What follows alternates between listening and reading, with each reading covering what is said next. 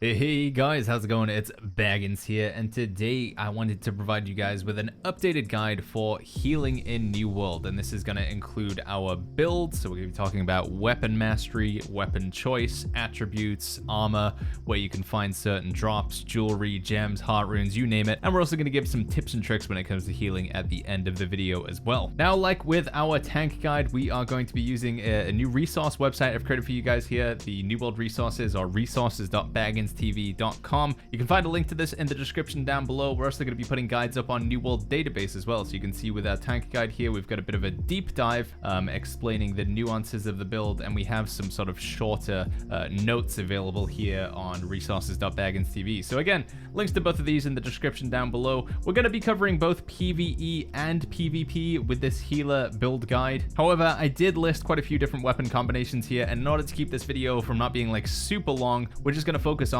one build for each particular section. So one PvE build and one PvP build. But if you go and check out the resource, you'll see that we have a couple of different combinations that we recommend here. So starting off on the PvE side of things, the quintessential healer build that you're going to see when you're doing expeditions and just general like player versus environment content is going to be Life Staff plus Void Gauntlet. These two weapons provide the most amount of support in the game. We have damage boosts or empowers with Oblivion. We have some extra healing with the Rupture. We have some extra healing with Orb of Decay as well, and then of course the Life Staff. It's just the healing weapon right now, so this is going to be used in all of our healer builds. From a PvP standpoint, the build we are going to be focusing on for this video is Life Staff plus Rapier. I do think Life Staff plus Void Gauntlet, Life Staff plus Ice Gauntlet, and quite a few other builds can work in PvP as well, but Rapier is a really great weapon for PvP because it gives us a lot of escape tools. Despite it being nerfed with the Brimstone Sands update, you still have options to just get out of dodge with, well, literally through dodging, and then also flash to get away. You can riposte as well. It's going to be very handy against all the greatswords we're going to be going against,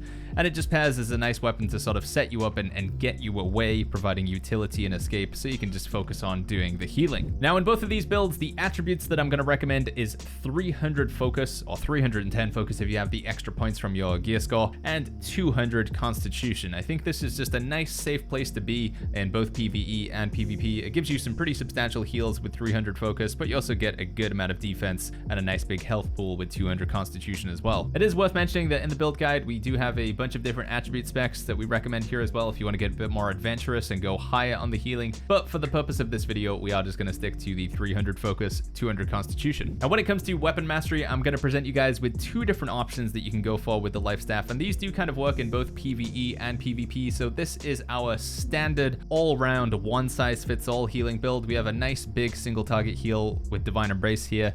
We have some good AoE healing and also like a nice fortify, and we benefit from the Mending Protection perk. We're going to cover perks later on in the video, but I think Orb of Protection, just because of Mending Protection, is a very strong one to take, and I prefer it over Beacon. Beacon's still good though. And then of course we have Sacred Ground. This heal is just a must-have. It's really, really good. Increases all healing by 50%. We pick up the relevant passives that we like to go for here. There is a little bit of decision making that you could make individually as to whether you take Protector's Touch or Sacred Protection. I think both of these are very strong. I like this just to keep myself alive, but maybe if you really want to focus on the healing, you could take Sacred Protection and drop this instead. The other build that I'm going to present you guys with looks a little bit something like this. Now, this is a little bit awkward because we do want to take a few perks over here on Beacon, but we also want to pick up our Sacred Ground as well. And what you're going to find is you actually run out of points to be able to take Divine Blessing down here. So usually what I do is just omit taking Divine Blessing, because giving up either this or this is a bit too painful. Like, these are both really good. Giving up this isn't, you can't do that. Giving up this is some argument, but again, it's just there's too much good stuff here on the right side of the tree that we can't do it. So instead, I just usually like to take all of the passives that seem good for me. So we got one more point here, and you could take oh, never mind. So instead, we just choose to take something like this. We've got our Sacred Ground, Orb of Protection, and Beacon, and this is like an all AoE healing build that doesn't require any targeted healing. We'll talk about targeted healing and settings later on at the end of the video, but if you're struggling to use the targeted healing and find the object that you want to heal, or in a PvE scenario, or even PvP, you've just got a big group of melee, you know, a lot of players with Hatchet, with Greatsword, with Warhammer, with Great Axe, and they're just all clumped up in an area. You can just throw all the heals in at them at the same time, like so. So we do that, and then we do that, and we should be dodging as well. And we just clump all the heals in the area because the fight is all happening around in that area as well. So this is the alternative build that I'll present, and this is more of an AoE healing build.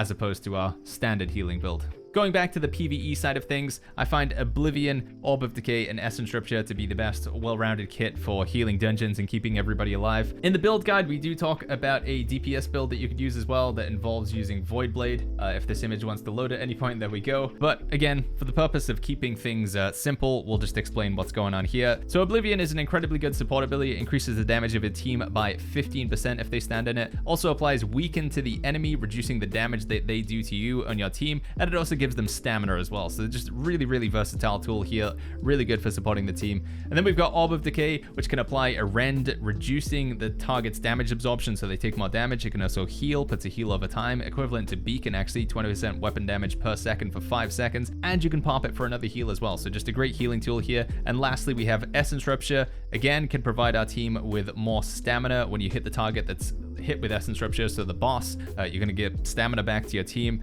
and they also get a bit of like life steal and a big burst of healing when it expires as well. Lastly, I choose to take the Void Caller passive. It's not really very often that you're going to activate this, maybe if you land a big orb into a group of enemies, but you know, it is a little bit of extra healing when it activates as well. You can see if I turn my camera off here, it's healing for 30% weapon damage per second for 5 seconds as well. So yeah, a nice little boost of healing there, and all of the passives that we take are just generally stuff that reduces our cooldown reduction, so we can spam our abilities more often. And we have Mending Evasion because it gives us a nice big heal when we need it. On the PvP side of things, this is the Rapier skill tree. It's pretty much everything on the right hand side of the tree. I do take Refreshing Strikes for some more cooldown reduction, because the more often we can use our abilities, the more we can stay alive. On Guard isn't really needed. I just took it because I think the target will more often be at 50% health, but it is worth mentioning that the Rapier is not a tool that you use for damage. I really want to stress this, that Rapier is just there to supplement your healing. You're not pulling out the Rapier and looking to like jab people.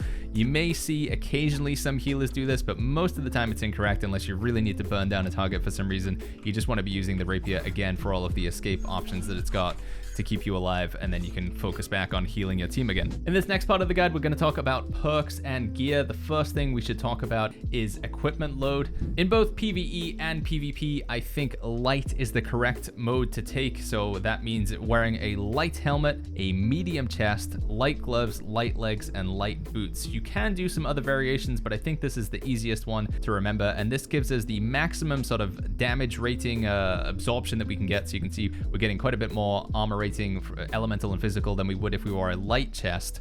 So we may as well just, increase this threshold to as much as we can while still staying in that light equipment zone. The reason why we do this is because we want to get that increase of healing. You can see the third benefit down there is outgoing healing plus 30% increase, and also we get the dodge roll, which is incredibly powerful. The dodge roll is just like one of the best tools to keep yourself away from damage because it covers the most distance, and you're also invulnerable from like any form of damage or CC while you are in the actual dodge itself. So yeah, really powerful tool in both PvE and PvP. You want to make sure that you're in light armor to take advantage of that. Now, the next thing we're going to talk about is weapon perks, and it should come as no surprise that the perk of choice that we're going to go for on the life staff, and this is both in PvE and PvP, is Blessed to start with. Blessed is I think I've got it in my weapon here actually. It's a mandatory perk because it increases your healing bonus by like up to 21% at 625 gear score. So yeah, Blessed, just a no-brainer to have. Usually the second perk you want to go for is Refreshing Move, as this is going to allow you to spam your light and heavy attacks more frequently, or you can spam them at the same frequency, but they'll lower your cooldowns every time you land one of them. And then lastly, you want to be looking for one of your weapon perks. In particular, I think Refreshing Divine Embrace is a great one to go for, but you could use Mending Protection or Keen Beacon if you're rocking one of those AoE healing builds. Fortifying Sacred Ground is something that you generally don't want to go for on your life staff because it does disappear when you swap away. So in case you're not aware, there is a mechanic in New World where whatever weapon you have actively drawn in your hand, you're getting the benefits of that weapon. So right now I've put the weapon away on my back, but if I had the life staff out, I would have Refreshing Divine Embrace, Blessed, and Keen. And then if I was to switch to my Rapier, I wouldn't have any of those perks active anymore, but I would have Shirking Frost, Vicious, and Cindering Riposte. So it's a way to sort of like balance the game and not like stack all of the perks onto one weapon, because in theory it would be, well, actually I don't know if it would be possible, but we could have like Blessed on this as well. In fact, we have it with our Void Gauntlet here. We could have Blessed on the Void Gauntlet and Blessed on the life staff, and then it would apply, like give you double Blessed, but that's not how the game works. So they do swap away. So again, if you have Fortifying Sacred Ground on your life staff, it's gonna disappear. So we put it down like this, and then we switched the Void Gauntlet to do some Void Gauntlet things, Fortifying Sacred Ground is no longer active, which is why we're generally recommending that you get it on your armor instead, unless you're like sitting with the life staff in your hand all the time. Refreshing Divine Embrace probably going to be the play, but for AoE healing builds, Keen Beacon, Mending Protection, or maybe Fortifying Sacred Ground could be an option. On the Void Gauntlet, my go-to recommendation for perks would be Blessed, Refreshing, and Refreshing Rupture. I think Refreshing Rupture benefits your healing the most, as you could get Nullifying Oblivion on your Void Gauntlet, which reduces the cooldown slightly, or you could get Diminishing Orb, but I think Refreshing Rupture, again, because it lowers the cooldown of Rupture quite a lot when you land it, is going to help with your healing efficiency, and that's for PvE, of course. And then on the PvP side of things, for the Rapier, we want to be looking for Sundering Riposte, Keen Speed, and Refreshing. Sundering Riposte, as you can see here, inflicts rend on the target, so if we do manage to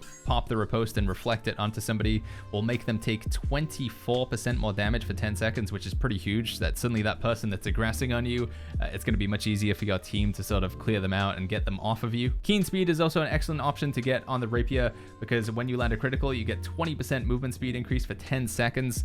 So even if you're just sort of dashing through somebody, if you activate a crit there, we're going to be moving 20% faster for 10 seconds, which again really plays into the playstyle of the Rapier of just getting away and then turning around and doing healing once people aren't chasing you anymore. And the final perk we want to look for is Refreshing or Refreshing Evasion, just so we can use our abilities more often and stay alive. So moving on to armor and which perks you want to get on those, there is going to be quite a bit of a difference with armor in PvE and PvP. One of the biggest is basically whether you take Resilience, which is, you can kind of think of it, we got some on the screen here, it's like taking less damage from other players, so critical hits deal 4.9% less damage to you.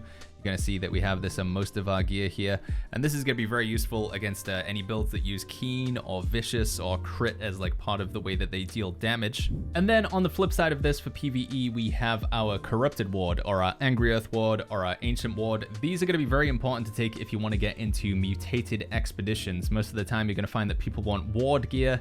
In particular, like I say, if you're doing Lazarus Instrumentality, you'll want your Ancient Ward gear. The first set I would focus on is Corrupted Ward, as a good chunk of dungeons in the game are corrupted. But yeah, for PvE, we're looking for Ward gear. For PvP, we're looking for Resilient instead. And then the other perks after that kind of like cross over quite a bit. So you want to be looking for Refreshing or a relevant ability perk. So we're talking about like Fortifying Sacred Ground and stuff like that. And then any combination of Physical Aversion, Elemental Aversion, Shirking Fortification, and in particular Shirking Energy. I think this is a perk that you should really aim to get on your legs, as every time you dodge, or every 6 seconds that you dodge through an attack, you get a chunk of stamina. It's going to be a bit better in PvP, but it also works pretty well in PvE also. Now the good news is, for amulets, rings, and earrings, these kind of stay fairly consistent with both PvE and PvP. In general, you want to be aiming to get health on your amulet to increase your health pool, just so you can stay alive for longer. And then any combination of the perks we list here, and you can see with our PvP recommendations, they're fairly similar as well. I think stamina recovery is probably a bit more of a must-have for PvP, as stamina is a bit more of a necessity. It's a tool that you need. So you can see here we've got health, stamina recovery, and Refreshing Ward. Maybe not the most ideal, but kind of good. Refreshing Ward could be replaced with another one of the perks that we listed on the website though. When it comes to rings, the two most important perks that you want to have are Hearty and Sacred. Hearty is very important because it gives you that extra stamina pool. You can see if I don't have my Hearty ring here, we get exhausted just after 2 dodge rolls. You know, that depletes all of our stamina. Whereas if we put it on, we can do 3 dodge rolls back to back, which is really important for both PvE and PvP, especially in PvP, but again, it does matter in PvE. And then Sacred allows us to do extra healing. When it comes to the third perk, I think any of the perks that we've listed on here, Refreshing obviously going to be the ideal, but you could also go for one of these, Keen, Leeching, Refreshing Evasion, even Void damage for certain builds could be good. And then lastly, on the earring, I think the most important perks to get are Refreshing Toast and Healthy Toast. This is going to carry you for both PvE and PvP, but instead of Refreshing, you could replace it with one of these perks, and it wouldn't be too bad of an option to go for. Now, we alluded to this a little bit earlier, but when it comes to weapon ability perks, so we're talking about Fortifying Sacred Ground, Refreshing Rupture, Diminishing Orb, I do think certain ones are better to get on your life staff than others, so you can see my recommendations here. Refreshing Divine Embrace, the reason why we recommend that you get this on your life staff as opposed to on your armor is because it's always active when you have your life staff drawn. So if we just go ahead and respec and grab, you know, our refreshing, our Divine Embrace here, and let's just, let's just do the standard build that we would normally do here. You can see that whenever you want to cast Divine Embrace, you have to have the life staff in your hand. Like, there's no way that you can cast Divine Embrace and then switch halfway through because the ability just gets cancelled. Whereas you can cast Orb or Sacred Ground and then switch away. And as a result, any perk that was on the life staff, including the Mending Protection, the Fortifying Sacred Ground, the Keen Beacon, will disappear. When you switch back, they'll become active again, but that is why we recommend you get Divine Embrace on the life staff, because it gives you the most value. It's always active when you have the weapon out. And the same thing kind of applies to both the Void Gauntlet and the Rapier as well. So Refreshing Rupture, you can only cast Rupture because it's like an instant cast ability while you have the Void Gauntlet in your hand, and you can only use Sundering Riposte while you have the Rapier in your hand. So they just make the most sense to get on the weapon, and it increases the power level of the effect as well. A weapon ability perk is more powerful on your weapon than it is on your armor as of the big patch just before the Brimstone Sands. I can't remember the name of it, but that patch there. However, as we mentioned though, it's still definitely worth picking up certain perks on your armor, so I think having Fortifying Sacred Ground is a must. Keen Beacon can be pretty good if you're using Beacon, as well as with Diminishing Orb and Nullifying Oblivion. And then looking at the PvP side of things, it's pretty much the same stuff. Refreshing Flesh is not super necessary, but it can help you with your escape in PvP as well. Now, as with our tank guide, at this point you might be feeling a little bit overwhelmed, like, wow, Baggins, you just listed so many perks that I need to get there. I gotta get a full set of Corrupted Ward and a full set of Resilient. I need Fortifying Sacred Ground on my gloves, and I need this on my life staff. Where can I possibly hope to get all this gear? Do I need to go to the trading post? Am I gonna have to craft it all? Well, this is probably the favorite part of the video for me, because we actually have done our homework and we've gone through and looked at where you can get certain drops in the game. Now, rather than list these all out, I'm just going to show them on the screen here. And again, there will be a link in the description down below, but we've got drops for both PvE and PvP. I think it is worth saying that, like, in PvP, there's sadly not as many drops available. Your best source is going to be from the PvP rewards track here, that you could find some occasional good items. However, from the PvE standpoint, you can take a look at any of these life staffs here, for example. So Glowing Life Crystal Staff, which is one that we've talked about earlier. It was the Blessed Refreshing Move and Refreshing Divine Embrace. What we'll do is we'll just go to New World Database, and again, this guide will also be available on New World Database to make it a little bit easier to do this part of the guide. We can just go ahead and search the name of any item that we're interested here into New World Database. So we can click on Glowing Life Crystal Staff. We can get some details about it. So again, it's got Blessed, Refreshing Divine Embrace, Refreshing Move, as we mentioned, and it's dropped by Zhao Taeying, and it requires you to be in Dynasty Shipyard, the mutated version. Zhao, of course, is the final boss, if you guys didn't know. So yeah, New World Database is going to be an excellent tool for providing us information on these. And if you want to look up something yourself, custom, you could go to the database, go to weapons, go to life staff, and then search for the perks that you're interested in. So obviously Blessed is going to be a no-brainer, but then if you want something a bit more custom, you could also add in another. So let's say for some reason you want to get Refreshing Evasion instead, because you want to go for like a dodge build. If I could actually spell correctly here, and you can see these are life stats with Refreshing Evasion and Blessed on. But like I say, I've done the homework for you guys. These are some of the best drops I think you can get to kickstart your healing build in both PvE and PvP. So if you want to check that out, again, links in the description down below. Now, the last part of building a healer that we have to talk about before we go into tips and tricks are the Heartrunes and also your gems as well. Now, when it comes to Heartrunes, I think there are two options, and these work in both PvE and PvP. We'll start off with PvE. I think the best one that you can go for is the Brutal Heartrune as Grasping Vines. What you want to do is basically just run in. So if your tank has a bunch of enemies around them, imagine this is our tank here, and he's surrounded with enemies. We're obviously going to drop a Sacred Ground on him and pop some heals, and then we'll just go in and we'll drop the Grasping Vines. And that's what that's going to do, is apply Rend and Weaken to everything in the area. So Rend reduces the target's damage absorption by 20%, so they take 20% more damage, and Weaken reduces the damage they do to your tank and your party by 20%. So nice support tool there. Also does a decent amount of damage and roots them as well, so in case you do pull aggro of any of the melee while you do that, they'll all be locked in place for 3 seconds, allowing the tank to continue to taunt and do the stuff that we want the tank to do. When it comes to PvP, I think the Stone Form Room is going to be a bit more valuable, as in PvP you're going to be pursued by the enemies more often than in PvE, hopefully, unless you've got a really bad tank, and this Heart Rune can save you quite a lot. So in particular, the Mending Form, I have noticed that it does increase in healing when you're standing in Sacred Ground or you have any extra incoming healing. So for example, the Sacred Protection increases your incoming healing by 5%. That does seem to affect Mending Form as well. So this can be a really good tool to pop if you're in danger. If you've got like a greatsword guy, just smack hacking away on you and you can't get away from him, or somebody's like stunning you with a warhammer, you're stuck in ice shower, so on and so forth, you can just pop your stone form rune, provided it's available, and you'll get 5 seconds of immunity to any form of CC or like crowd control debuffs. And then on top of that, you get the damage absorption and you get the healing. This is just going to be a great tool to keep you alive with the Life Staff Rapier build. So moving on to the gems, the first thing that I want to say is when it comes to your Life Staff, you always want to go for a diamond. So I've put a Runeglass Gem in here, we'll talk about that later on, but diamond increases your outgoing healing by 15% provided you're at full health. If you're not at full health, just heal yourself, silly. You're the one who can do that because you're the healer. So get yourself to full health and you'll get that extra healing bonus. When it comes to your other weapons, in the Void Gauntlet for PvE, I also like to run a diamond as well. So diamond in the Void Gauntlet, diamond in the Life Staff, because again, just gives us more extra healing to benefit the heals that we have on both of those weapons. With the Rapier, your best bet, honestly, is probably an Amber. It doesn't really matter because the Rapier is not really there for damage, but you could put an Amber in there and that would convert some of the damage to scale off of your focus, which obviously you'll have more points in than the stats that the Rapier does scale off of, which is Dexterity and Intelligence. Now, when it comes to PvE, in your armor and your jewelry, I think your best bet is to go for the diamond when you're starting out, as if you do normal Garden of Genesis or normal Lazarus Instrumentality, the most like common form of damage you're going to be taking is just physical. You know, you're going to be getting hit by the archers or the guys with the big maces, the guys with the sword and shield, stuff like that. That, you know, it's all physical damage that you're going to be taking largely. So to that extent, diamond is a good option because it gives you physical damage absorption, but it does give you a little bit of elemental as well, just to cover you from what will be a relatively small amount of elemental damage that you'll take in these dungeons and encounters. However, when you get more advanced with a healer and you're looking to do mutated expeditions, you're going to find that you're going to be taking a lot more elemental damage. For example, in an ice mutation or a frost mutation, 50% of the damage is done as ice. In fire, 50% is fire, and so on and so forth.